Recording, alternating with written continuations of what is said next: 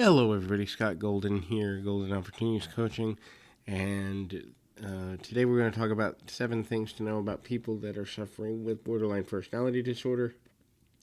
Just a short note, obviously, this is not a diagnostic audio. It is just things for you to look out for. Obviously, if you believe someone you care about or love or is having issues with BPD or any other mental illness, find a qualified individual to help either holistically or in traditional Western medicine to deal with the disorder. In any event, I have worked with and have had loved ones with BPD, and I'm very passionate about the condition. So doing the audio is meaningful to me on a variety of levels. In any event, one thing you need to know right from the beginning is that the beginning of the disorder for many people is in relation to a core abandonment issue. Sometimes this can happen because of medical isolation as babies, babies who have been in incubators or have spent a great amount of time medically not being handled, can often be, after trauma, more likely to go through this. Abuse is another sign. Parental abandonment or alienation can be another catalytic reason. But basically, anyone who has already been through an abandonment-related challenge and has a traumatic reaction that is untreated to that is susceptible and more susceptible to BPD than the average person.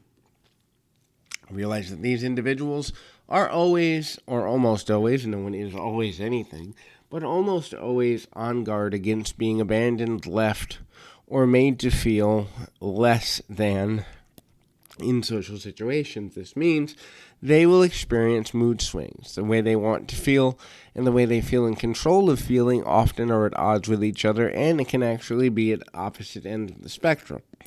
This means they may desire happiness and peace and serenity, but feel chaos.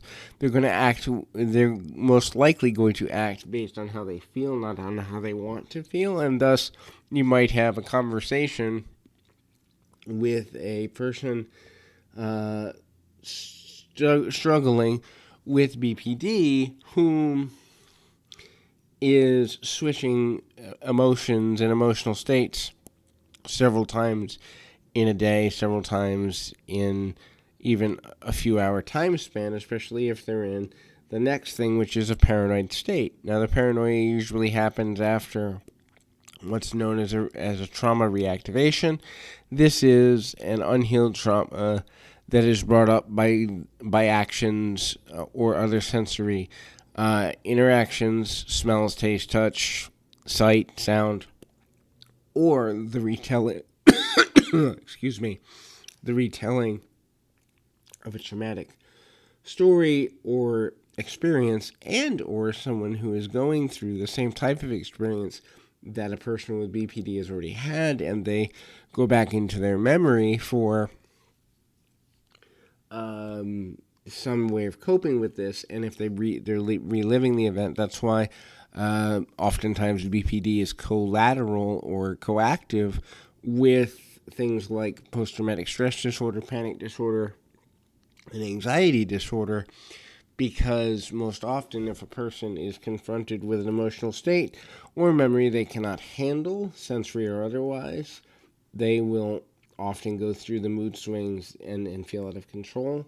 The next thing is, even in comfortable social or emotional environmental situations, a person with BPD is going to feel unfulfilled, unfull, or like something is missing. This is often something that they feel but don't have the words to express, or if they're expressed, it's more through artistic endeavor, like a TV show character, and they'll say something like, I feel this way, or a musical lyric, this describes me. A lot of times explaining it as it relates to themselves can become difficult, especially when disassociation is brought into the equation, but they can use artistic endeavor and expression as a way of connecting with themselves.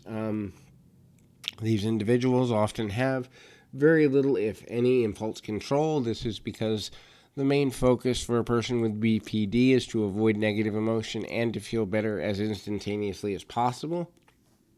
This means the nerve endings and part of the brain that deals with impulse control can often be negatively affected, if not eroded. So this person may do similar things on a consistent basis, knowing mentally that they'll get a negative result.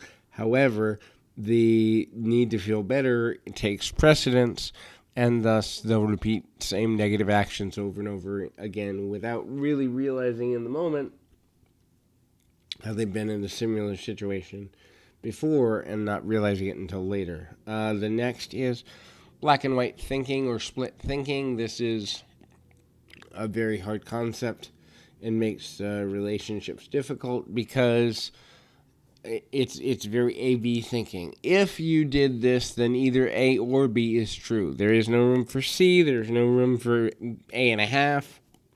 There's no room for middle ground in the split thinking, which means you're either in a really positive place or a really negative place with a person that's struggling with a BPD episode.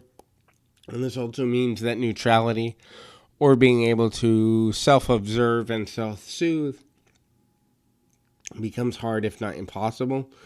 So the second to last thing is the inability to trust. Inability to trust does come back to the abandonment issue, so it all does tie together. But even if a person has not given a person with a BPD episode a reason to distrust them, the paranoia will kick in. And even if a relationship is in solid footing, distrust can come even from the use of a simple phrase or body language or other nonverbal cues. This can make remaining in relationship with such a person extremely difficult. The last thing is focus switch and value switch. So what a person focuses on and what a person values when dealing with BPD can often be extremely different from one another, from sometimes hour to hour or day to day. This is because the focus is on, again, what will make one feel better or more in control for a moment. And so conflicting ideas on social, political, or religious ideas often can be at the center of someone who's struggling with BPD. So hopefully this is helpful to you. And if you need help, obviously seek out a supportive professional in order to be able to get where you need to be. In any event, keep your feet on the ground, your mind in the moment. Till next time, everybody.